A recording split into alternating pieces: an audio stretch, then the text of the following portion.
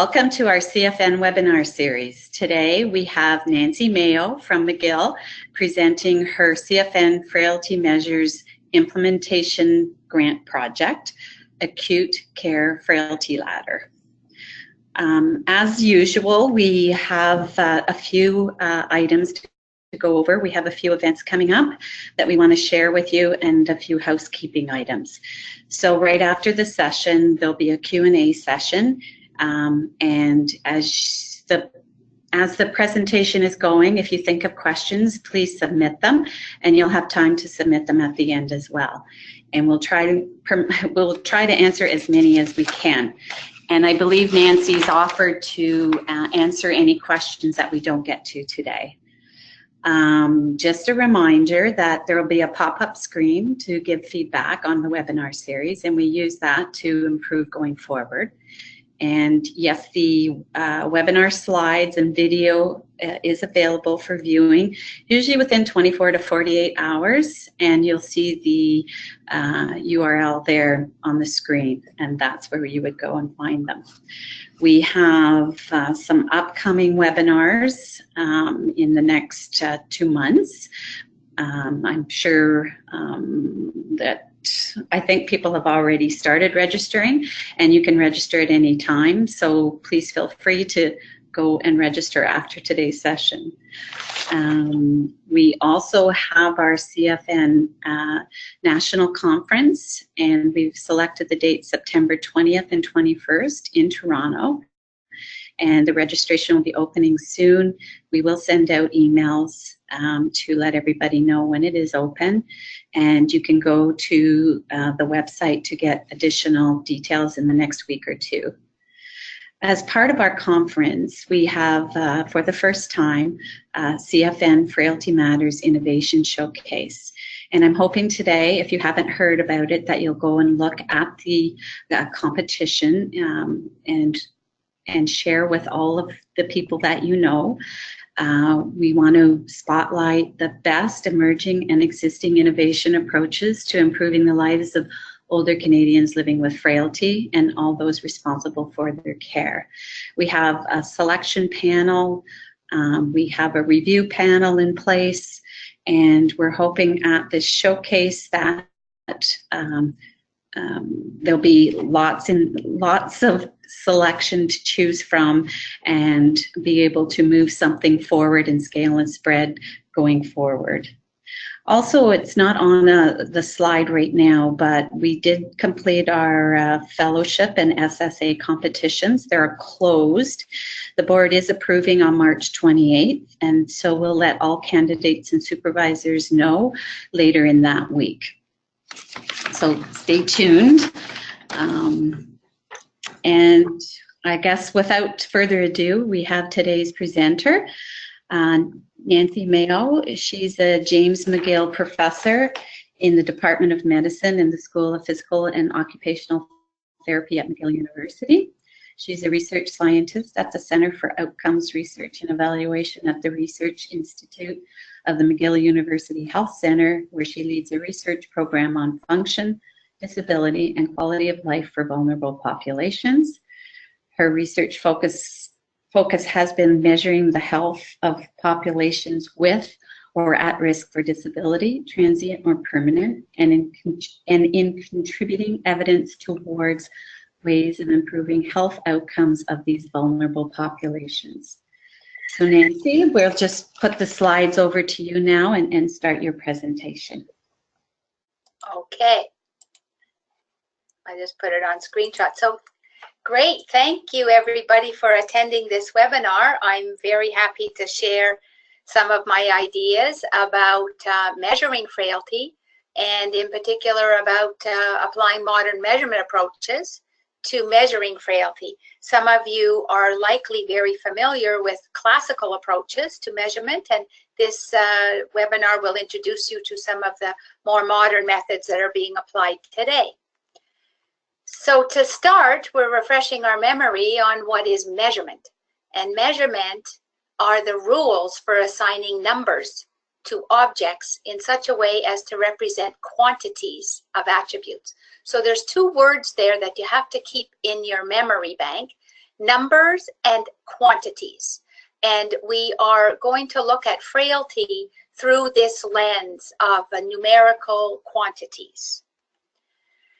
So what is it that we measure? What do we measure when we're thinking about frailty? So we know very well how to measure properties of objects. We measure length, mass, time. These are the standard units, international units of measurement. And we're very good at measuring properties of objects. What about properties of people? How good are we at measuring properties of people? We have to think of two types of properties we measure when we think of people. We can measure properties of people as objects, and we can measure their height, their weight, their circumference, their walking speed. We can measure many of these things. And this is the actual origin of the word objective. We can also measure properties of people as thinking subjects. And that's the origin of the word subjective. And many of you will be familiar with this terminology and even use it, although unfortunately those terms have kind of been hijacked to mean accurate for the former and biased for the other. But if you think of measuring a person as a thinking subject, why would that necessarily be biased? So what about frailty? Where is frailty? Is it an objective measure, measuring people, properties of people as objects? Has it got any of the properties of people of thinking subjects, or can it be both?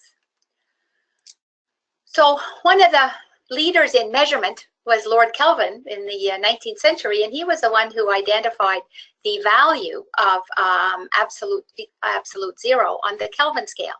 And he said, when you can measure what you are speaking about and express it in numbers, you know something about it.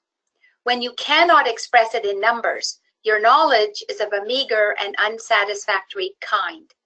Therefore, to measure is to know, and if you can't measure it, you can't improve it. So there's that word again, numbers. And the key is to measure is to know. So why do we measure things? Fundamentally, there's three reasons why we measure. One is to put people into bins, to discriminate people into different categories. Well-known screening measures do that. They put you in a bin that says you are likely to have a cognitive impairment, or you are likely to have prostate cancer, if you look at some of the other measures outside of the field of rehab or frailty. We measure to evaluate, and there's the concept of a ruler that people can change. We're evaluating how you are doing and how you are changing. And we can measure to predict the future events. Measures are developed for one of these three areas. It is very difficult to develop a measure that meets the needs of all. So going back to why we measure, you can't measure what you don't understand, and you can't fix what you can't measure. So measurement is the key. So I'm going to ask a very controversial question. What does frailty have in common with pornography? Well, the answer is, it's hard to define, but you know it when you see it. And this was the ruling that came out in the 60s about a film that was shown in Iowa or Ohio, one of those mid-states. And the community where it was shown thought it was obscene and wanted it removed, and it went to the Supreme Court. And Justice Potter Stewart said about obscenity, I can't define it, but I know it when I see it. And he happened to say this was not it. And a little later on, Dr. Keith Allen said exactly the same thing about frailty. It's hard to define, but you know it when you see it. So this is a bit of a problem in terms of measurement, because who are we going to ask about frailty? Do we have to bring Dr. Allen to see every one of our patients? Do we rely on our eyes to decide who is frail or who is not? So who should we ask about frailty? So there's a whole lexicon about measurement and how you define and interpret who is providing information. So obviously one source of the information on frailty should come from the patient. And you may have familiar with the term called patient-reported outcomes.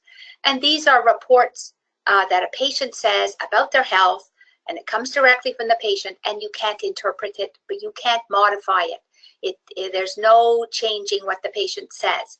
And examples of this are symptoms, health perception, and difficulty with an activity or participation. Not whether they can do it or not, because we can observe that, and many of you online are probably physical or occupational therapists and do observe patients doing activities.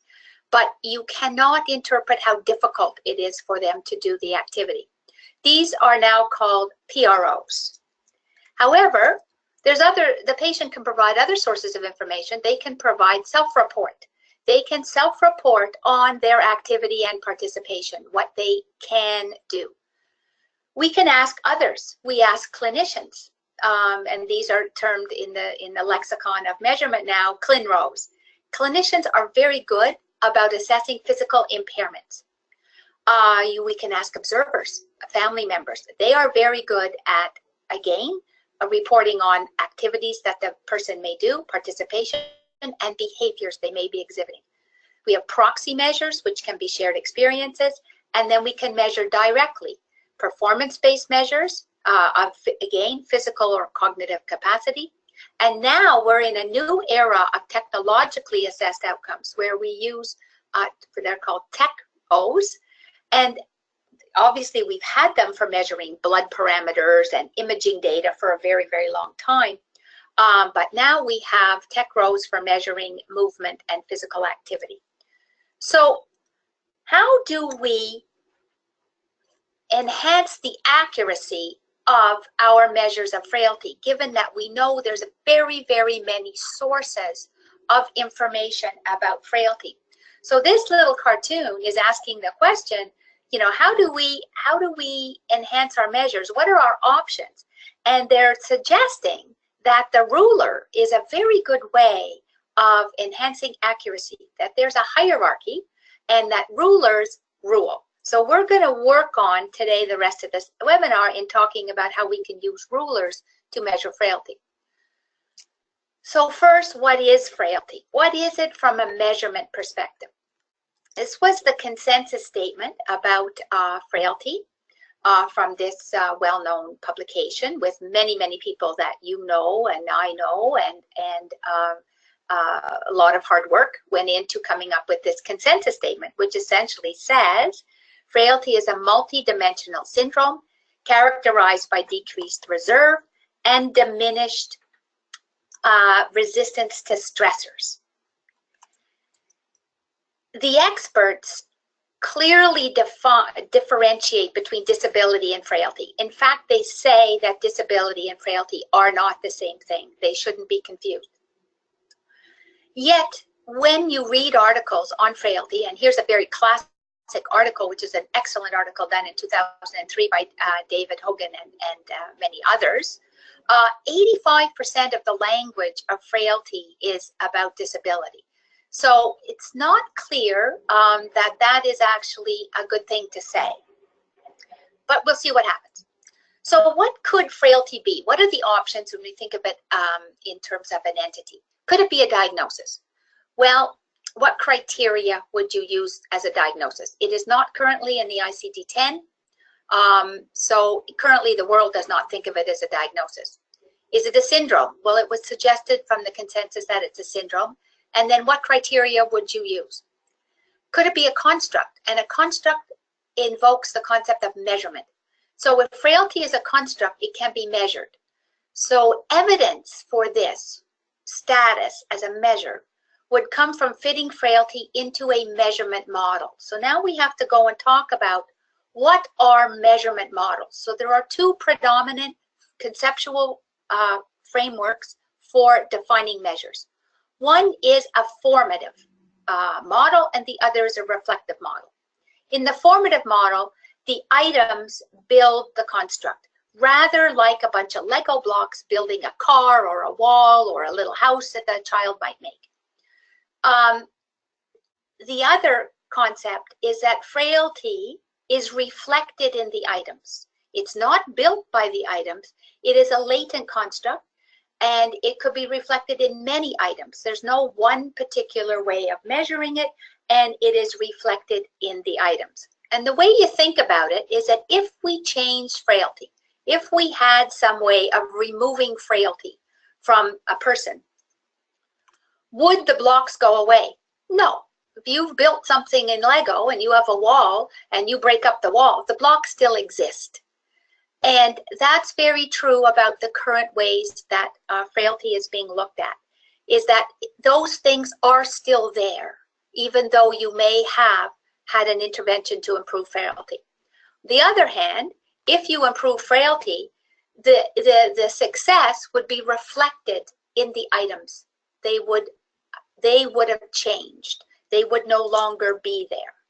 It's a little bit difficult to wrap our head around, but as we go forward, I think some of that will become clearer. So a very important point is if you want to test an intervention to reduce frailty, you need a measure that reflects the latent construct. There are very many frailty indices. In fact, there's 77 and counting. Every day there's probably a new one being produced. These are frailty indices. They have multiple items ranging from 7 to 70 plus. They're a mix of CLIN rows, perf rows, SRO, and PRO. So that's why I gave you that lexicon to begin with, that they have all of these areas in them, and they are multidimensional. So here's an example of Fried's frailty phenotype, and you're I'm sure many of you are familiar with this, and it has 5 items. So the slide before should have said 5 to 70, not 7 to 70. And one of them is unintentional weight loss. That is a self-reported measure, unless there happens to be data through routine collection or weighing of patients. But for the most part, it is the patient is asked. And it's defined as greater than 3 kilos or 10 pounds in the last year. Exhaustion is a PRO. Only patients can report on their exhaustion. A clinician can't say, oh, I think you're exhausted. Only the patient can say that. Weak grip is a performance-based measure, and it has cut points for the frailty phenotype. Slow gait speed, again, is a perf-O, and it's got a cut point. And low level of activity is a self-report measure. So already we can see that the frailty phenotype has got these 3 sources of information. Now, what happens with these items is that they're not a measure, they are counted. You count the number of ones in the suboptimal range, and if it's 3 or more, people are classified as frail. If they're 2 or more, 1 to 2, it's pre-frail, or if they have none, they are not frail. So this is the extent of our frailty indices now. They are all based on a formative conceptual framework, whether or not the developers of the measures know this or not. This is not necessarily things that people that are not spent their life studying measurement understand. So when there's a very good systematic review that has a review of all these 78 measures, and in fact all of them produce a classification. All of them count different areas, and there's a lot of different dimensions that go into the counting. And when we looked at all of the different subscales, this is what reflects those, these are what makes up all those frailty dimensions. And there's multiple ones, and you can see some of them here: independence, loneliness, balance, continence, health conditions, multiple. You don't have to take my word for it. Here's a review from Sternberg in 2011. And again, he listed all these areas that were included in the definitions and the measures for frailty. And you can see health problems, nutrition, urinary incontinence, age, use of health services. So this is why frailty is a complex, multidimensional construct. So how do you get a score? How do you create one score across all these multiple domains? Well, if you're in a formative model and you're trying to form the frailty index, you have two options. Choose one or count them. And this is currently what's done, is that they are counted. So if you get more than 6 or 8 or 10 or whatever measure you're using, the person is classified as frail. If you're in a if you're perceiving your development of the measure as a reflective model, again, you can choose one. That's fine. Choose one. It's rather sad. People don't want to choose one, but that is always a statistical option. You can add them up. And that is the most common way people do things with multiple domains. They actually add them up. Challenge with that is they need to be on the same scale. All the domains need to be on the same scale. So that means some form of transformation, which for statisticians, it's fine. For clinicians, no thank you. And they have to be weighted because not all things can be added up and not everything contributes equally to the total score. Just because it looks like a number doesn't mean you can add it up to create a total score. So the modern measurement approach to creating total scores from multi-item entities, questionnaires, or multi-performance items is to use two methods. One is the Rasch analysis or item response theory. They are similar in very many ways. And it's funny to say modern because, in fact, Rasch analysis was named for the Danish mathematician George Rasch, who he was very active in the 50s and 60s, and IRT goes back as well to the 50s and 60s. It just takes an awful long time for us to, this is the knowledge translation cycle, to get things that are well known in the mathematical field actually into research and clinical practice. So Rasch analysis is a mathematical way of transforming ordinal data into a linear continuum. And ordinal data is that data that often comes from you administer a questionnaire. Do you have difficulty walking upstairs? Not at all, a little, some, a great deal, etc., etc.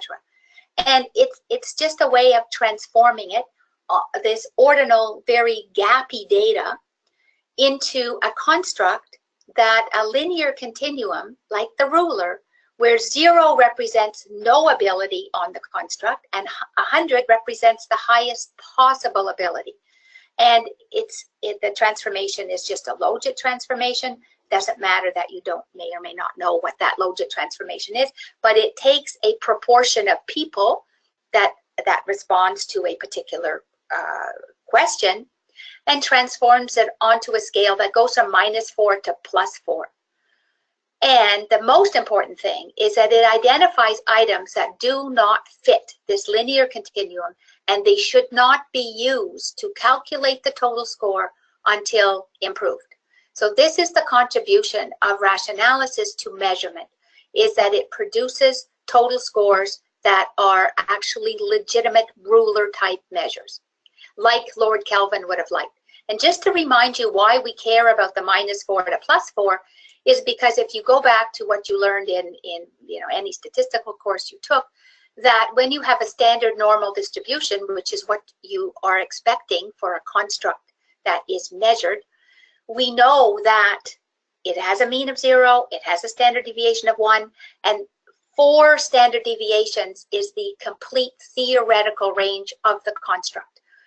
You may remember that 95% of the distribution falls within 2 standard deviations and 99 within 3. And so we are trying to create a construct that virtually covers the theoretical range of the construct. And that's a test of the measure, test of whether the measure fits measurement framework. There are very, very many measures that we are very familiar to you that have been based on Rasch or IRT-based scoring measures. I gave you a short list. There are probably close to 100. The well-known PROMIS system in the United States, based on item response theory, has very many of these measures. They are generic, but they can be used with other populations. So the world of Rasch analysis and item response theory is now in the mainframe. You cannot get a measure through the FDA, for example, if those of you are interested in drug or device development, that has not got a legitimate score based on item response theory or Rasch analysis. So What about frailty? So currently there is no measure with a legitimate mathematical total score that has yet to be developed. So we were lucky enough to be funded for this acute frailty ladder. And I'm going to give you the results of this work. So the first thing when you are trying to develop a measure, you need to define the latent trait. Obviously, if you're working in an area where there's very little work being done, you do all the qualitative work and all of that due diligence. However, in frailty, we have 78 measures. We have a lot of very smart people that sat around and thought about what comprises frailty. So we don't have to go back and reinvent the wheel. We have the wheel. So we took all of the domains that are present and we chose items to define the latent trait. We chose items that reflected as many of these domains as we possibly could. And one of the things you have to be aware of is that the items reflect the latent trait. If you haven't chosen wisely, you may get a different latent trait. So if you change the items, you change the latent trait. And when I teach this, I get people to think about a zoo. If you're trying to create a zoo, your zoo is made up of the animals. The items define the latent trait just as the animals define the zoo, but you may have picked certain kinds of animals. You may have only picked North American animals and you've created a zoo made of forest animals. What if you only picked fish? You didn't actually make a zoo, you made an aquarium. What if you picked birds? You didn't make a zoo, you made an aviary. So you have to be careful when you're thinking about measurement that you have got the full spectrum of items in the latent trait. And when you are looking at whether the items fit to see whether they can be included in the total score, you've got to be careful that you may start with one latent trait, but because items don't fit, you may end up with another latent trait. So this is what we applied in Rasch analysis. Now, we took advantage when we were funded from the Canadian Frailty Network that we were involved in a lot of projects that were recruiting elderly people into our studies. I don't know how many of you have excellent experience in recruiting frail elderly into studies. It is very difficult. So we took advantage that they were already in some of our other studies. We made sure that we had the rich data set we wanted. So we ended up with 348 valid measurements. You can see the age was in the 70s, distribution of women, and we had common measures. One of the things about modern measurement theory is that not everybody has to fill out the same questionnaire and not everybody has to have the same measures because it's a ruler. And if you go and measure your height, you know, you don't have to have, if you're already 6 feet tall, you don't have to have measures down at the 4-foot level. So this is a feature of modern measurement theory is that you don't have to have every single item. So these were two measures that were pretty much, that were across all of the scales, which allows us to align them up. Rasch analysis, I'm not going to teach you about Rasch analysis. I just want to tell you it is a mathematical process. This looks like this is a computer algorithm type decision flow chart. You start, you iterate, you fix, you go back, you test. The basic order is that you have to fundamentally have a sensible threshold order. And what that essentially means, I'll show you a picture of it, is that if you have an item that says how much difficulty do you have walking upstairs, none at all, a little, some, a great deal, I can't walk upstairs, then as somebody gets better on the latent trait, as you have defined it by your animals in the zoo, they should endorse a higher level on that single item. And that's why it's called it's the item response. So we look at how every single item responds against the latent trait that we have defined by our animals in the zoo or here by our frailty items. It has to fit the model. There has to be only one dimension. You can't have items that are dependent on one. For example, some of the well-known measures, the SF-36, for example, asks if you can walk 1 block, if you can walk 2 blocks, if you can walk a mile. Clearly, if you can walk a mile, I already know the answer to the other questions. So these don't make sense and will not fit a modern measurement theory model. The items have to behave the same. You shouldn't have items that are harder for men and harder for women. It doesn't mean that they don't exist. In fact, they do exist. You test for that, and you have to either fix it. It has to target. Obviously, you want your measure to target the population. Remember that standard normal deviation, and you would like it to be reliable. So here's an example of what happened to one of the self-report measures. The best self-report measure, we had both the SF-36 and we had the LEFS. I don't know if many of you know the LEFS. It's a lower extremity functional scale. One of the things that makes it a great advantage, it already has a Rasch model. It was already developed using Rasch, so the items are already hierarchical. And the hierarchy means, obviously, that it's harder to walk a mile than it is to roll over in bed. So what happened here, this is an example of ordering, is that the 5-level category of the LEFS doesn't really hold. Most of the items really only fit the frailty model with binary. I either have no or just a little problem, or I have more than that. That doesn't mean if you put the LEFS in something else, in another zoo, that you wouldn't get a different ordering of those items. So many of them turned out to be binary. We didn't test running and on uneven ground or hopping or making sharp turns. This measure is developed also for people having meniscectomies and things like that. So you'll see that some of the items had a bit more granularity, for example, getting in and out of the car. This is an example that comes out of Rasch analysis of an item that has a disordered threshold. On the top, in box A, you see the example of what I talked about. These are the probability on the y-axis of responding to a particular category. So, for example, if you go back here, endorsing one of those items, one of those categories on the LEFS, extreme, quite a bit, moderate. So if you're very low on the latent trait of frailty, meaning you are very, very frail, you should have a very high probability of saying, I have extreme problems, which is the 0. If you're higher up on the latent trait, you should endorse, oh, I have no problems. What you see here is that there is a problem with one of the scoring options, which if you can see, it's labeled 3, and it's a little hill hiding under the green hill. And that means that that response option is not used consistently by the people. It doesn't make sense. And you have to fix that, usually by combining it with one of the others. What you're looking for is an item that responds beautifully, like you see in B, where there are unique hills, unique areas of the latent trait of frailty that is represented by that item. The same thing when you're doing a continuous variable, like if you took the 6-minute walk test, obviously you have to chop it into pieces, into categories, and here we chopped it into 10 or 9 categories, and you can see that there are some in the middle that are not particularly good. They are not used, they are not useful in discriminating across the latent trait, which is on the x-axis. This is very specific to what is on the x-axis.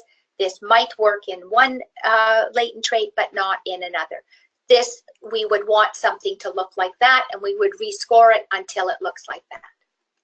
So these are the scoring algorithms that we ended up with our measures for all of the continuous measures, the PERF-Os, the performance-based ones.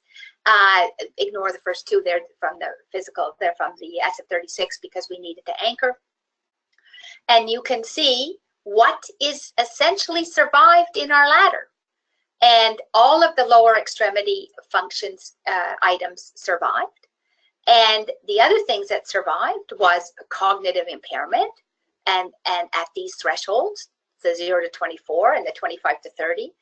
The stair test, how many stairs can you climb in 20 seconds, number of sit to stand, balance, 6-minute walk test, 2 measures of lung function survived, total minutes of activity, body mass index and grip strength obviously differ quite a bit by gender, so the items had to be split. And if you remember when we went back to defining our zoo, there were two things that were in there: physical measures and also cognition was there. And going back to the definition of frailty, results in diminished reserve. And what is our best measure of reserve but lung function? So this just shows that two measures were correlated. This was the tug, so we had to create a super item because they're correlated. This is the fast and the slow tug. I want to show you an example of differential item function by sex on lean muscle mass. If men and women had the same muscle mass, the same value of muscle mass, clearly women would be better off than men because in general women have less muscle mass. And this just shows it graphically along the latent trait for whatever given level of muscle mass, that would give a higher value for women. So the item has to be split. These are the items that did not fit the frailty construct. None of the participation measures fit. And this makes sense because it's you have to think of necessary and sufficient.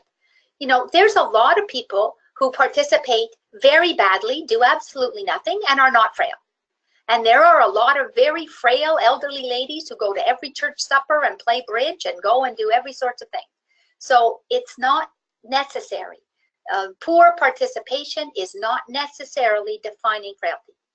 Pain, mood, or fatigue does not fit. These are PROs for the same reason. There's a lot of people in pain who are not frail. A lot of frail people who are not in pain. General health did not fit. It may be, we'll talk a little bit later about causes of frailty.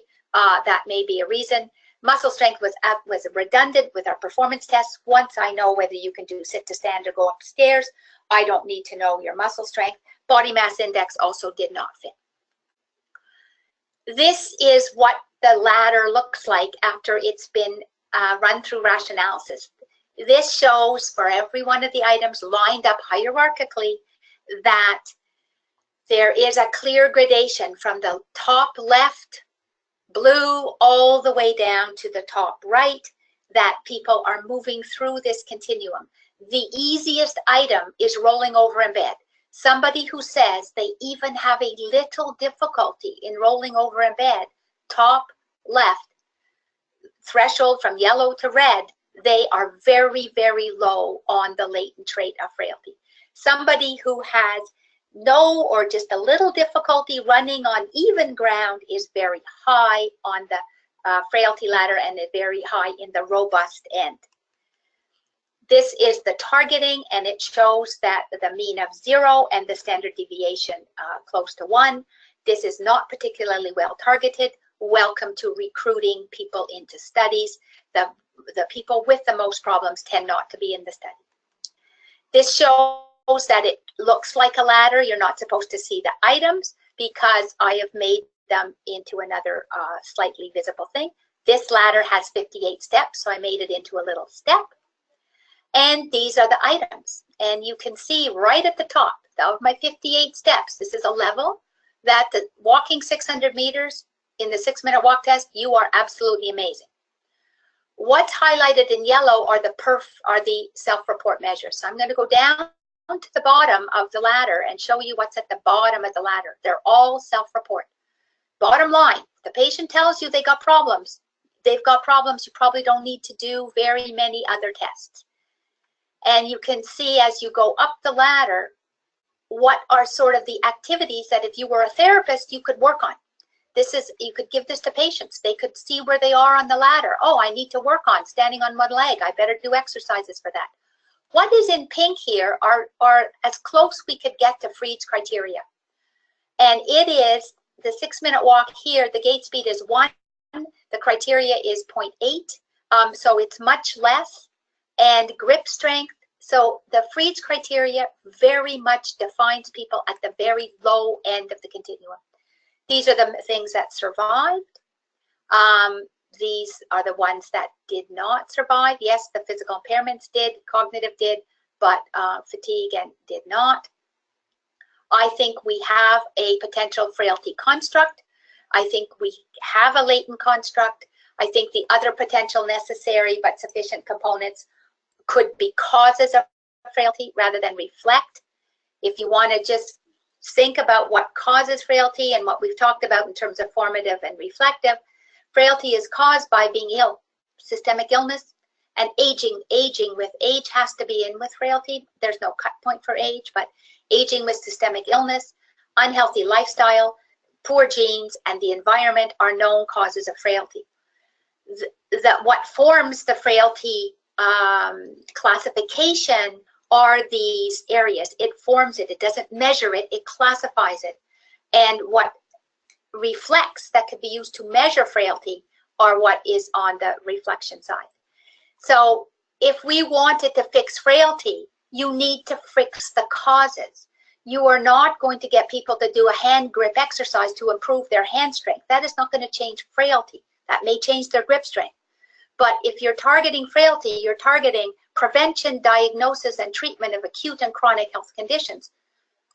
You're targeting lifestyle, nutrition, exercise, obesity, and the current work in frailty is that it's too late to start at the age of 80. This needs to be done in the 45 to 65-year-old age group. There are many studies showing the role of the environment in causing frailty, social isolation, poverty, housing, access to services, and the built environment. If you intervened here and reduced frailty, these things would improve. That reduction in frailty would be reflected in the items. We have some other next steps in terms of validating, using other data sets, and of course going back to traditional validation. So leaving you with, you can't fix what you can't measure. We're getting close to a measure, and we could now start thinking of developing effective interventions at the causal level, because we have something that is a measure rather than a classification system. So I think that we have a ruler, and we should be thinking of our measures as rulers. So thank you. Thank you, Nancy, for your excellent presentation and for sharing your work today. We will now begin our Q&A session.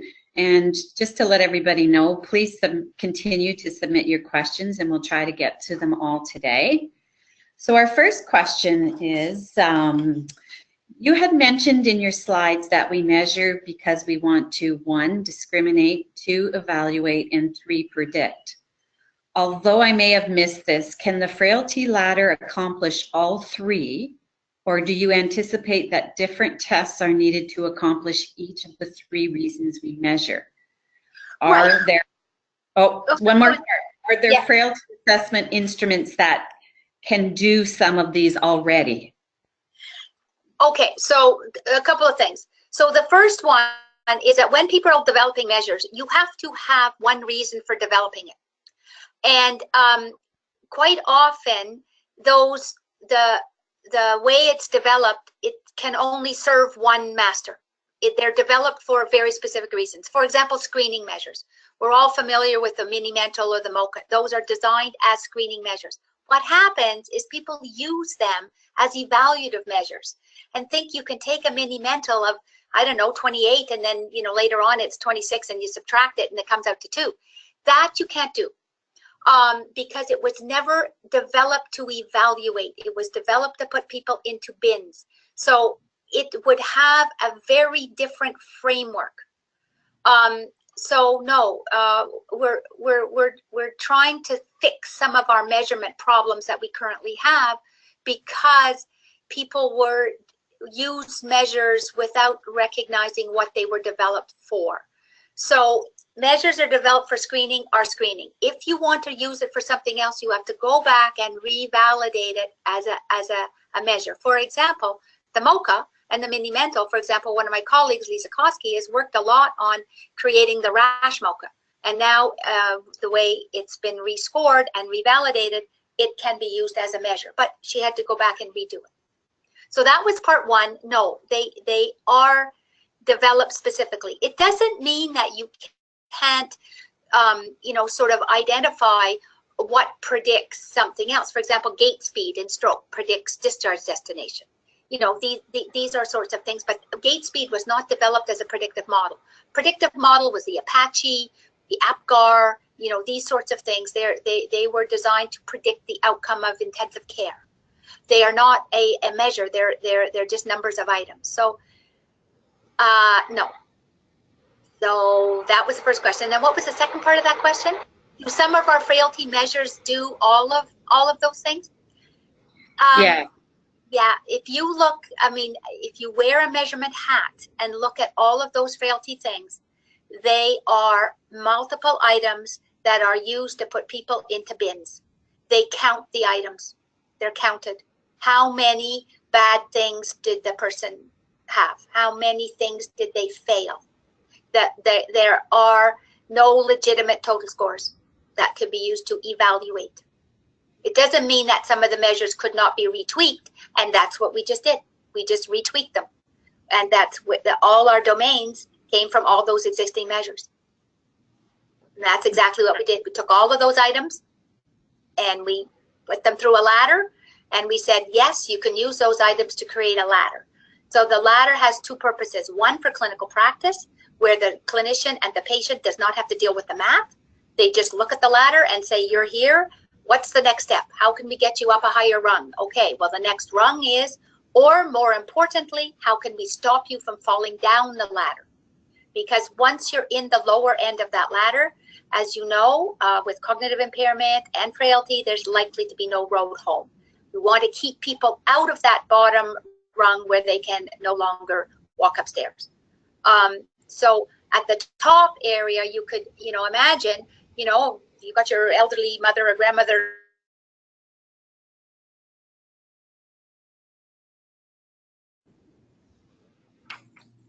Okay. I have a further question, but it's more specific in terms of why were mouth and teeth not included. And so I went back to Linda McEwen had asked this question, yes. And she said that the mouth and teeth can indicate increasing frailty. Yes. Yeah, so that's an example of a building block, right? Okay. It's a building block, but if you fix their teeth, frailty wouldn't go away, right? So it's a building block, and yes, absolutely, it can indicate. And all of those items are indicators. They're not necessarily measures unless you test them. And for example, we did not have that because none of we did not have measures of teeth and oral health, and oral health is extremely important because it affects nutritional status. So absolutely, we didn't have incontinence either. So one of the things that Rasch measurement theory is, it's an experimental paradigm where you test the extent to which an item fits an underlying model. So absolutely, you could then say, I wonder if this would fit. But you'd have to have very good theoretical reason why frailty is reflected in your teeth. Or does the teeth build frailty, and is the teeth one of the causes of poor lifestyle, poor nutritional status, poor eating? Yeah, that makes very much sense. Okay, here's basically a technical question. What is the difference between ClinRO and PerfO?